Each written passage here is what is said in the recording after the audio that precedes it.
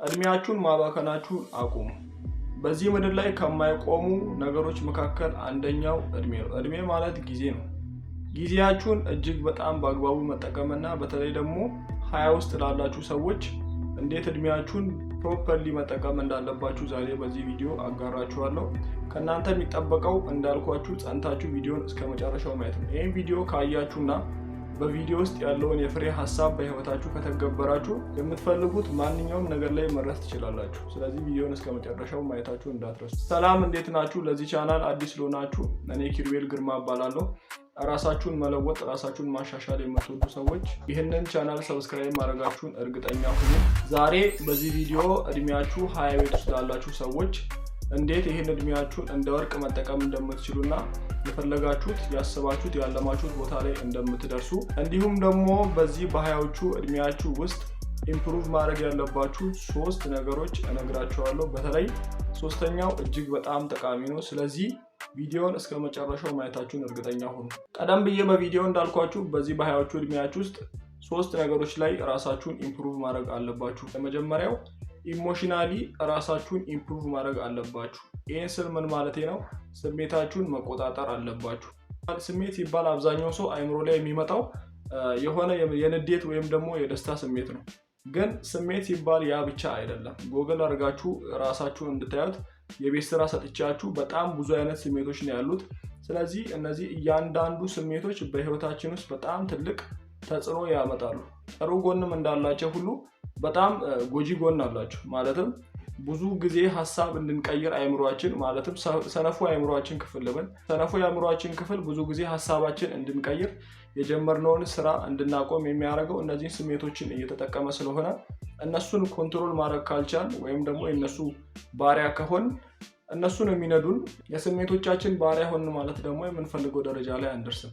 ስለዚህ ስሜቶቻችሁን እንዴት መቆጣጠር እንዳለባችሁ በዚህ እድሜያችሁ ማወቅና ሁለተኛ ራሳችሁን ማሻሻል ያለባችሁ ፋይናንሻሊ ነው። በ20ዎቹ እድሜ የሆነ የገንዘብ ፍሪደም ላይ የምትደርሱበት ወይም ደግሞ ሀብታም ሆናችሁ የምትቀመጡበት አይደለም። በ20ዎቹ እድሜ ውስጥ የምትሰሩበት ነው። የምትፈልጉትን ኢምፓየር ቢውልድ የምታደርጉበት እድሜ ስለሆነ በዚህ በ20ዎቹ እድሜ ውስጥ ግድ ፋይናንሻል ፍሪደም ላይ ወይም ደግሞ ፋይናንሻሊ ራሳችሁን ሰርቭ ማድረግ መቻል አለባችሁ። አሁን ባለንበት ጊዜ እጅግ በጣም ዲማንድ ያላቸው በጣም ተፈላጊነት ያላቸው ስኪሎች ወይም ደግሞ ክህሎቶች አሉ። ተማሪዎችም ብትሆኑ ወይም ደግሞ ሰራተኞችም ብትሆኑ አትሊስት ጎን ለጎን እነዚህም በጣም ተፈላጊ የሆኑ ስኪሎች ለመማር ሞክሩ። በጣም ዲማንድ ስላላቸው በፍጥነት ስራ እንድታገኙና ፋይናንሻሊ ራሳችሁን ሰፖርት እንድታደርጉ ይረዷቸዋል። እነዚህን ትምህርቶች በነፃ ዩቲዩብ ላይ ታገኟቸዋላችሁ።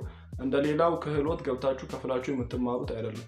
አሁን ቴክኖሎጂ በጣም ብዙ ነገሮችን ቀላል ስላደረገልን ዩቲዩብ ላይ ገብታችሁ ብዙ ስኪሎች አሉ፣ እነሱን መማር ትችላላችሁ።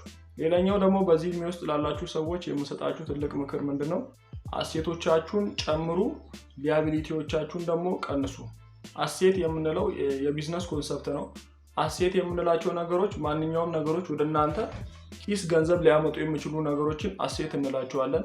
በተቃራኒው ደግሞ ከእናንተ ኪስ ገንዘብ የሚያወጡ ገንዘብ የሚያስወጧችሁ ነገሮች ሊያቢሊቲ እንላለን። በ20ዎቹ እድሜ ውስጥ መጨመር ያለባችሁ አሴቶችን ነው። ለምሳሌ አንድ ቤት ብትገዙ እንደ ኤግዛምፕል ነው፣ እናንተ የምትጀምሩት ከትንሹ ነው። ግን ማንኛውም ነገር ገንዘብ ወደ እናንተ ማምጣት የሚችል ለምሳሌ አንድ ሰው ቤት ቢገዛና ያንን ቤት ቢያከራየው የገዛው ስንቴ ነው? አንዴ ነው አይደል? ግን ከዛ በኋላ በየወሩ እየሄደ ከዛ ሰውዬ ወይም ደግሞ ካከራየበት ሰው ገንዘብ ይቀበላል። ይሄ ምን ይባላል? ወደ ሰውየው ገንዘብ የሚያመጣ ነገር ወይም አሴት ወይም ደግሞ የገንዘብ ማተሚያ ማሽን በመባል ይጠራል በቢዝነሱ ማለት ነው። ስለዚህ እንደዚህ አይነት ነገሮችን ለመጨመር ሞክሩ። ሊያቢሊቲዎቻችሁን ደግሞ ቀደም እንዳልኳችሁ ቀንሱ። ከገንዘብ የሚያስወጣችሁ ነገሮች አይሆን የሆነ ኢንቨስትመንት ለምሳሌ ፕራዮሪቲ የምትሰጧቸውን ነገሮች ፕራዮሪቲ ስጧቸው። ገንዘብ፣ ልብስ፣ የሚበላ የሚጠጣ ነገሮች በኋላ መድረስ የሚችሉ ነገሮች ስለሆኑ ሞር እነሱ ላይ ገንዘባችሁን ኢንቨስት ከምታደርጉ ይልቅ እንደዚህ አይነት ወደ ራሳችሁ ገንዘብ ሊያመጡ የሚችሉ አሴቶችን በመግዛት ገንዘባችሁን ኢንቨስት አድርጉ። ሌላኛው ደግሞ በዚህ እድሜ የመመክራችሁ ነገር ምናልባት ለመቀጠር እያሰባችሁ ላላችሁ ሰዎች ጥሩ ላይሆን ይችላል፣ ግን እንደኔ ባትቀጠሩ እመክራችኋለሁ። ይሄን ያልኩበት ወደ 5 ምክንያትና ብዙ ምክንያቶች አሉ። ከዛ መካከል ግን አንድ 5 ምክንያት ዝም ብዬ ለአብነት ያክል ላንሳ። የመጀመሪያው ፋይናንሻል ፍሪደም ስለማይሰጧችሁ ነው። በተጠኑ ጥናቶች በቅጥር ህይወት ውስጥ ሆነው ፋይናንሻል ፍሪደምን ያገኙ ሰዎች ከመቶ 0% ናቸው። ስለዚህ የቅጥር ስራ ውስጥ ሆናችሁ ፋይናንሻል ፍሪደም አገኛለሁ ብላችሁ ለምታስቡ ሰዎች ይሄ ኦልሞስት ኢምፖሲብል ስለሆነ አሁኑኑ ካላችሁበት የቅጥር ህይወት ወጥታችሁ የሆነች ነገር የራሳችሁን ነገር ለመጀመር ሞክሩ። ሁለተኛው አትቀጠሩ ያልኩበት ምክንያት ለራሳችሁ ሳይሆን ለሰው ስለምትሰሩ ነው። መቼስ ለሰው እየሰራችሁ የኔ ህይወት ይቀየራል ብሎ ማሰብ ማይሆን ነገር ነው አይደል?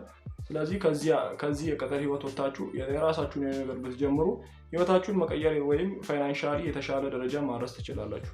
ሶስተኛው አትቀጠሩ ያልኩበት ምክንያት እስኪላችሁ ወይም ደግሞ ያላችሁ ክህሎት በጨመረ ቁጥር የገቢ ምንጫችሁ ስለማይጨምር ነው የቅጥር ህይወት ውስጥ ማለት ነው። ለምሳሌ አንድ ሰው ዜሮ ኤክስፒሪየንስ ሆኖ የሆነ ድርጅት ቢገባ ሞስት ፕሮባብሊ ከ10 ወይም ከ20 ዓመት በኋላ ሄዳችሁ ብትጠይቁት መጀመሪያ ጀማሪ ያለ የሚከፈለው ደሞዝ ነው አሁን የሚከፈለው። ምናልባት ቢጨምርም በጣም ትንሽ ነው የሚጨምረው። ስለዚህ ስታስቡት የራሳችሁ ቢዝነስ ቢሆን የሆነ ነገር የመስራት አቅማችሁ ክህሎታችሁ በዳበረ ቁጥር ነገሩን የምትሰሩበት ፍጥነት በዳበረ ቁጥር ኢንካማችሁ ግድ ይጨምራል። እዚህኛው የቅጥር ህይወት ላይ ደግሞ መታችሁ ስታዩት ኢንካማችሁ ክህሎታችሁ እየጨመረ ግን የሚከፈላችሁ ገንዘብ አይጨምርም። ይሄ ደግሞ ላይክ ኢንፍሌሽን የጨመረው አንደኛ የኑሮ ውድነት በጨመረ ቁጥር ብር የመግዛት አቅሙ ይቀንሳል። በዛ ልክ የኑሮ ውድነት ሲጨምር የእናንተ ደሞዝ ደግሞ አይጨምርም። በዚህ ልክ ህይወታችሁ በጣም ወርስ እየሆነ እንዲመጣና ላይክ ፋይናንሻሊ በጣም እንድትጎዱ አይደለም ፋይናንሻል ፍሪደም ይቅርና ሰርቫይቭ ራሱ ማድረጋችሁ ጥያቄ ውስጥ ነው የሚገባው። አራተኛው አትቀጠሩ ያልኩበት ምክንያት የቅጥር ቢዝነስ መስፋት ስለማይችሉ ስኬል ልታረጉት የምትችሉት ነገር አይደለም። የሆነ ስራ አለ፣ ትገባላችሁ፣ ትቀጠራላችሁ፣ በዛ ስራ መሰረት ትሰራላችሁ በተቀመጠላችሁ የሰዓት ገደብ ማለት ነው። ግድ ያ ስራ የእናንተ መኖር ይጠይቃል። ፕላስ ደግሞ ላስፈው ብትሉ ልታሰፉት የምትችሉት ነገር አይደለም። ግን የራሳችሁን ቢዝነስ በምታዩበት ጊዜ እንደፈለጋችሁት ላይክ ባደጋችሁ ቁጥር ስኬል እያደረጋችሁ በዛም ልክ የገቢ ምንጫችሁ እየጨመረ ከትንንሽ አብዛኛው ሀብታም የሚባሉ ኢንዱስትሪዎች የጀመሩት በጣም ከብሮክ ሌቭል ነው፣ ከትንሽ ነው የጀመሩት ማለት ነው። ስለዚህ እናንተም ቅጥር ውስጥ ገብታችሁ የማያድግ ነገር ላይ በተስፋ ከምትኖሩ የራሳችሁን ትንሽ ነገር በመጀመር እጅግ በጣም ትልቅ ደረጃ ላይ ማድረስ ትችላላችሁ። ስለዚህ አትቀጠሩ ወይም ደግሞ የቅጥር ህይወት ውስጥ አትግቡ ያልኳችሁ በእነዚህ ምክንያቶች ነው። ሌላም ብዙ ምክንያቶች አሉ፣ ግን ለአብነት ያክል እነዚህን 5 ምክንያቶች አቅርቤላችኋለሁ። አትቀጠሩ ስል ግን ምናልባት ስኪሉን ላዳብር ለምትሉ ሰዎች ወይም ደግሞ የተወሰነ ያህል ልምድ ቀስሜ ልውጣ ለምትሉ ሰዎች በጣም ማክሲመም 2 ዓመት ግን በተቻለ አቅም ከ1 ዓመት በታች ገብታችሁ ተቀጥራችሁ ስኪሉን ወይም ልምዱን አግኝታችሁ መውጣት ትችላላችሁ። ከ2 ዓመት በላይ ግን ከሰራችሁ ኦሬዲ እየከሰራችሁ ነው ያላችሁት። ስለዚህ ፋይናንሻሊ ራሳችሁን ሰፖርት ማድረግ ለምትፈልጉ ሰዎች አሁን ካላችሁበት የቅጥር ህይወት ወጥታችሁ አትሊስት የራሳችሁን ትንሽ ቢዝነስ ለመጀመር ሞክሩ። ሶስተኛው 20 ውስጥ ያላችሁ ሰዎች ኢምፕሩቭ ማድረግ ያለባችሁ ብዬ ማስበው ስፒሪቹዋሊቲ ነው፣ ወይም ደግሞ መንፈሳዊነታችሁን ማሳደግ መቻል አለባችሁ።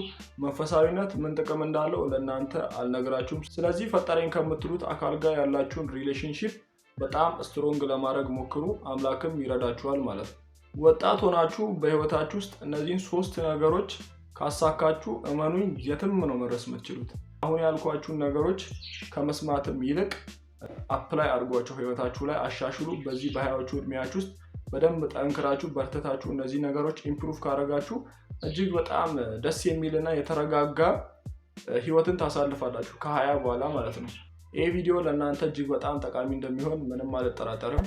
ስለዚህ ላይክ እና ሰብስክራይብ ማድረጋችሁን እንዳትረሱ፣ የደወል ምልክቷንም ተጫኑ። እናመሰግናለን። መልካም ሳምንት።